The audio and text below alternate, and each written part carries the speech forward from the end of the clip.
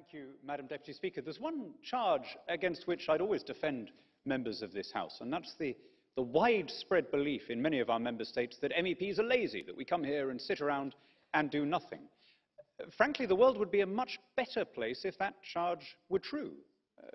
If instead of constantly legislating, people would come in and clock in for their very generous attendance allowance and then go and work on their golf handicap or read a novel or do something other than meddling in the lives of everybody else.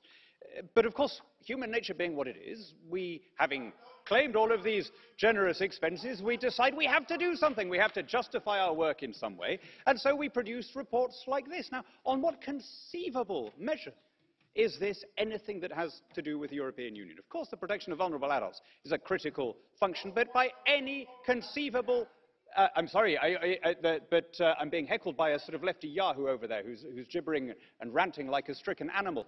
But by any conceivable definition, this is something that is reserved for the member states. Why not recognize the limits of what we can do? Mr. Marias. Mr. Marias now.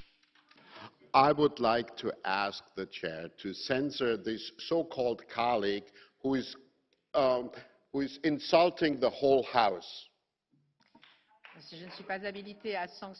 I'm afraid I don't have the authority to sanction Mr. Hannan. If you send in your comment in writing, we'll take note of it, of course. You didn't frankly have the balls to put country before party.